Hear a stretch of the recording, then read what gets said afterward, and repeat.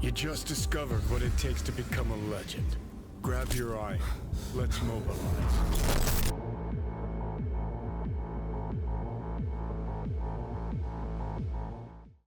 How's it going, everyone? It's Handleless TML back with another Cyberpunk 2077 video, and in today's video we're here in Pacifica in front of the Grand Imperial Mall, and what we'll be looking at today is actually under the mall, well really under Pacifica, but mall is a good place to start. So using mods I'll be clipping under the ground, and when you're directly under Pacifica you'll notice amongst the many things that you can find underground, find this large rectangle, and this is actually, believe it or not, one of several that you can find hidden under the map. Now some of you may already have a good idea of what this place is, but when you look down you'll notice structures are actually hidden deep underground. And when you float down there, the closer you get to them, the more the shapes begin to form. You can see there floating rock, which is, it's kind of funny. You can actually see that in normal gameplay, but so it's not too peculiar just yet.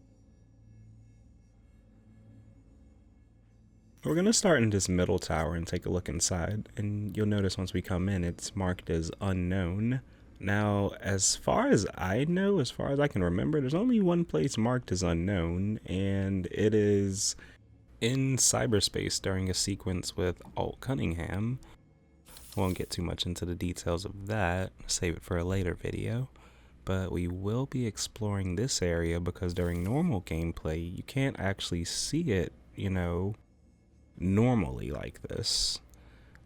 Typically, as many of you already know, when you're in cyberspace, there's an overlay over the entire map, and you don't know it's the entire map until you use mods to escape to the top of the map, and you'll see that the entire world looks just how it looks down there in cyberspace. It's actually kind of cool. I took some pictures down there, but because of that, you're not actually able to see some of the textures that are in here or some of the details that are in here. Funnily enough, I actually didn't realize there were floating rocks in here during my first playthrough. I honestly couldn't tell what this area was. It wasn't until about maybe, because I believe you go there twice, maybe 3 times actually, and twice for sure. But I remember the second time I went there, I actually recognized the place because I was like, okay, this looks like a shrine of some sort, and I immediately thought it was the one in Saburo Arasaka's office, or the one that leads to Saburo's office. And upon comparing that, it's actually not that one. They're similar, very similar, but different. Even this room that I'm in right now, I'm actually pretty sure it's in Saburo's office as well, or there's a similar looking room to it.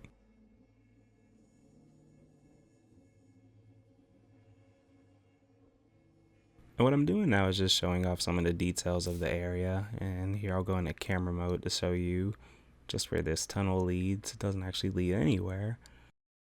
Pretty sure you don't even have access to this during the scenes where you're in net space.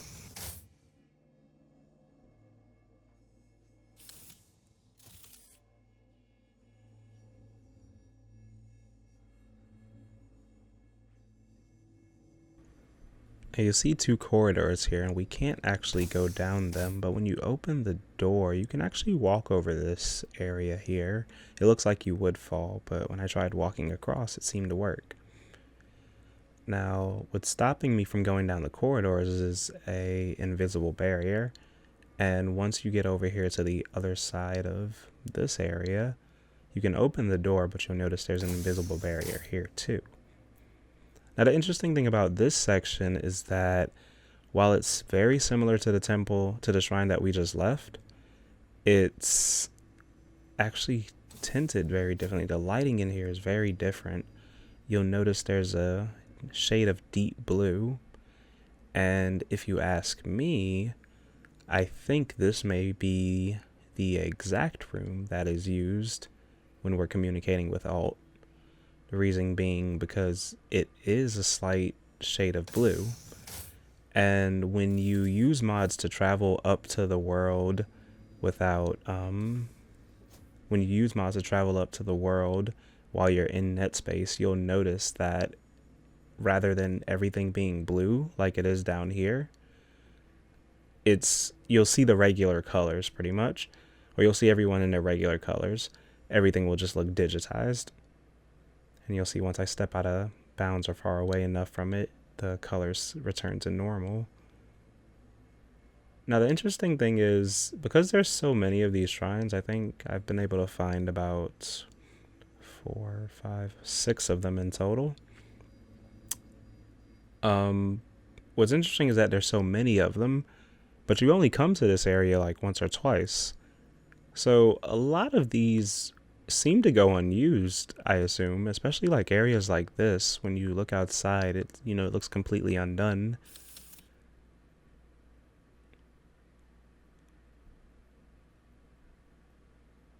And you'll notice that the blue area can actually connect you to another shrine, which is very much similar to the first one that we came inside of. The only thing that's different is you'll notice there's some architecture over here, or some different architecture here. Now, from what I remember, I'm pretty sure these only appear in Saburo Arasaka's, the shrine that's near his office. They may also appear in one sequence with Johnny when you first meet him in cyberspace, because that area is actually in a temple too, but I'll have to go back and double check. And that's going to be about it for this area.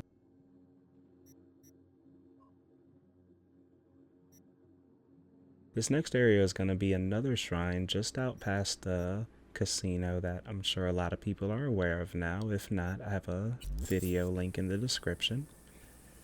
But when you come out here, this is a location of another shrine, but it's, well, you'll see. Now, just like the first shrine, or rather the first set of shrines, there's a rectangle covering all of it, which I noticed a lot of these areas like these hidden areas seem to be covered up by some sort of black box, which is pretty interesting. Now you'll notice with this shrine, there's just a singular unit, or rather 2 units stacked on top of each other. And we come down to the first floor. We won't be doing too much exploration here, but you'll notice it's very similar to the ones that we just left. Almost an exact replica. I'm actually pretty sure it is an exact replica.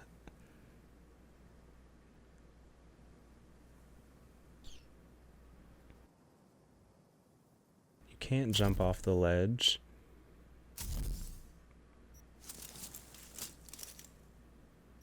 You can't interact with any of the wood here, which I didn't show myself trying in the other shrines, but I tried them all because in Saburo's you can actually destroy all of the wood in there. Now you see you can stand on the rocks if you use mods to get past the invisible barrier, but when you look up above, you'll notice that there's still more building there, so we're going to use mods to fly up there and check out what that is.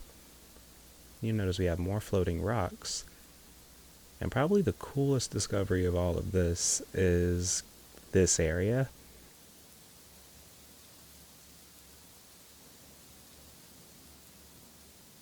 It's another shrine, but it's completely upside down.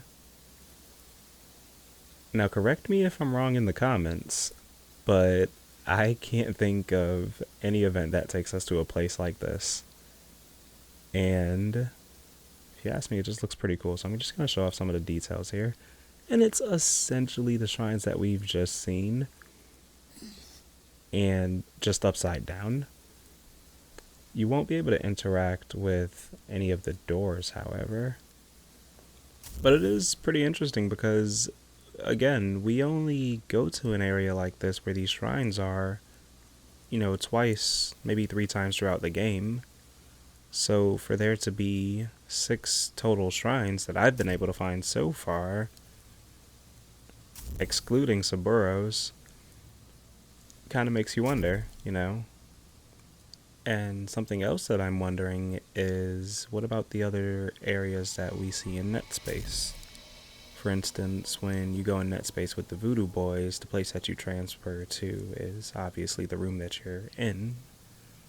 But then there's the section when you're talking to Johnny and Alt towards the end. You know, maybe that section, I know where it's at under the map, but I have to relocate it and see if maybe I can find it in a state similar to these shrines.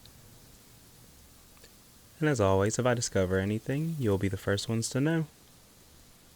The last bit of footage is just going to be some footage of me traveling through NetSpace during the Alt Cunningham sequence, just for a quick comparison. Now that we're a bit more familiar with the area, you can very much more clearly see that this is the exact same area. I'm going to end it here, and I want to thank you all for watching. And quickly before I go, I would actually like to tell everyone thank you for all of the positive feedback, likes, and subscriptions that have supported this channel and helped us grow in the past month. I wouldn't have thought a month ago that we would ever hit 1,000 subscribers. So I just want to say that I really appreciate that. And as a way of showing my appreciation, I would actually like to have a giveaway.